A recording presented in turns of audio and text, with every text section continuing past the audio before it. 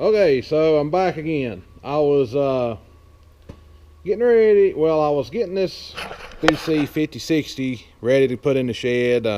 Greased it, blew it off a minute ago. You've seen that. I had to tighten a few of the chains. They were out of spec, and I got everything greased. But one other thing I checked, because my bells were getting a little bit stringy on the knife side, so I wanted to check, make sure the knives were sharp and the tolerance was correct. Well, they had some nicks in them, and the top of the knife had a whole lot more clearance than the bottom. The bottom had like 14 thousandths, and the top had over 30 thousandths. So, and I knew the top of the bells were where it wasn't cutting good, so that's what I was looking at anyway, was the top of the knife. But the bolts that hold it in go right there. Of course, you got shims. I'm gonna have to get some more shims. I don't know if I've got any. I want to try to find out. Maybe my dad can remember if we've got any around here. But anyway, I've got the stationary knife out, and I still got to get the plunger knife out. But I was back here sharpening this knife, and we've got a tool that works really good for sharpening knives like this. I wanted y'all to see it. It's a knife sharpening tool, but basically you clamp this is the knife out of the baler. You clamp it down on this bench here, and I've been working on it a little bit already. But you use this grinder here, and this wheel adjusts the height, and this adjusts the angle of the grinder. So I've got it set just right for this knife, and you just run it back and forth, and you drop it down a little bit, and just continue to do that until you get your knife sharp.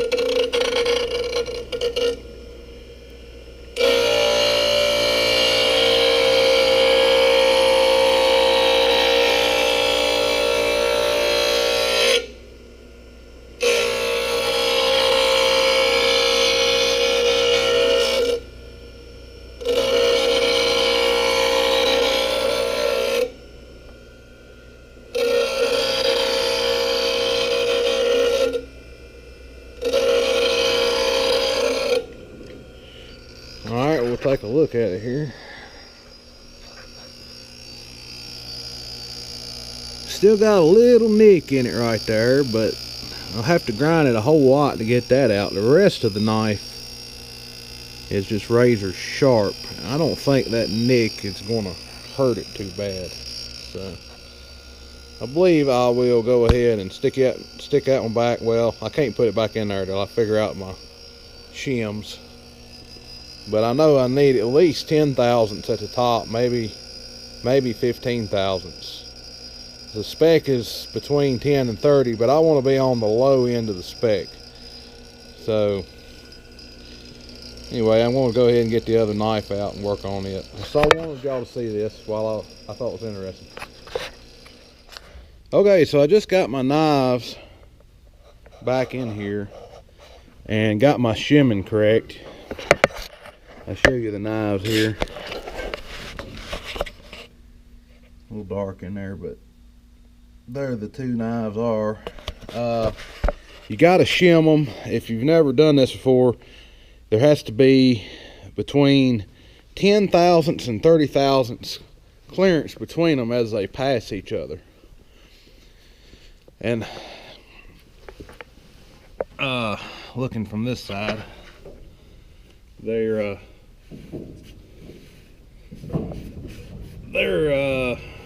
at the bottom, they're right at 10 thousandths.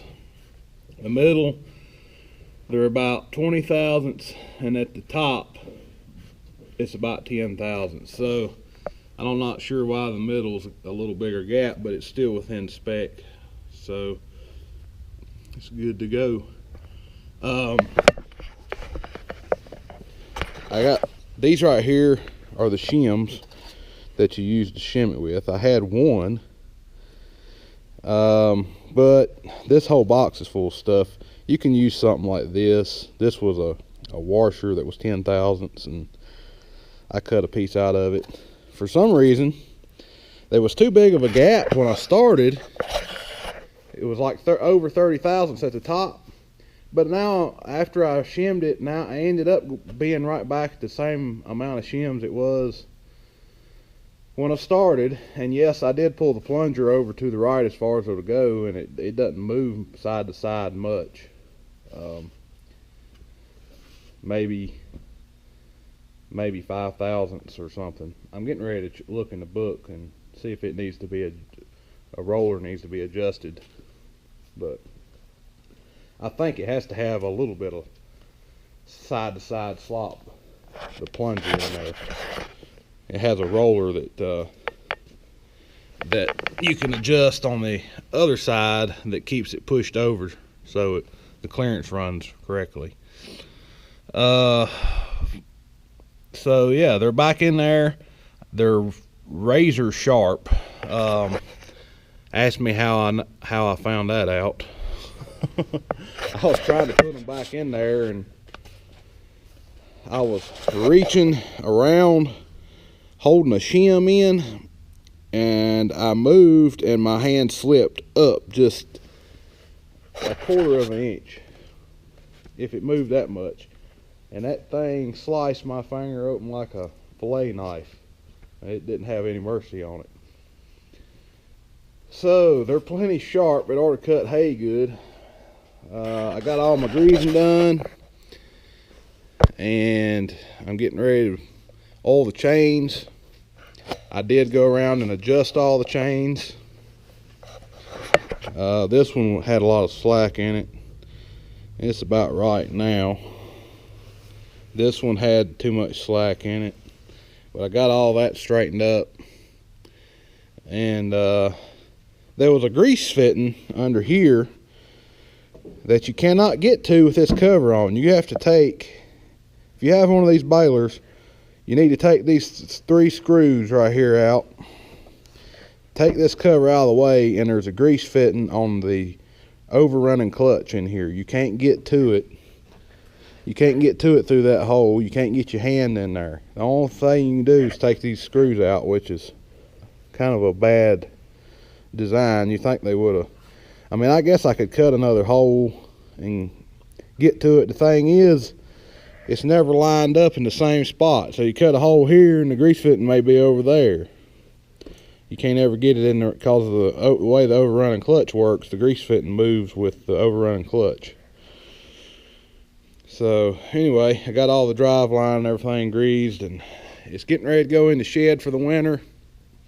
The only thing I'll have to do when I get it out next spring is check the gearboxes. I don't typically check the gearboxes in the fall because what if they leak out over the winter?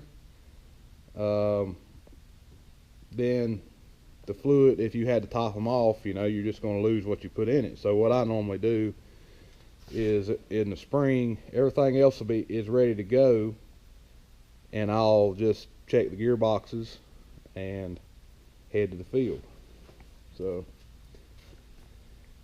everything is good shape on this thing. It wasn't too long ago I did the knife sharpening to the old 315, and man, it was cutting that old green junk good down at Martinsville Speedway. So everything looked good on it still. As a matter of fact, when I done that, I put all new bearings in the plunger. I pulled the plunger. You can actually take if you take these hay dogs out and these hay wedges out and take the plunger loose, you can actually roll the plunger out the back of these balers. Of course, this would have to come off, but you can roll the plunger out and replace the bearings. That's how you do it. But all right, let's go stick this in the shed. All right, so here's what it looks like after I get it all in the shed. I put this mower in the back, swing the tongue over, then this baler will kind of fit up in there, back it right up against it, and then takes up less room that way. It still sticks out a ways in front of this tongue, but it's not near as much as I used to put have the baler in the back, part the mower in front of it, and then that took up even more room. So that works a little better. And I put this baler beside of it. So I might put my small Kubota hay rake right here if it'll fit. I had never done that before, but I might do that. I'm getting ready to take this T5 and this big box blade and go work on a driveway, so y'all can ride along with me in another video. We'll see you next time.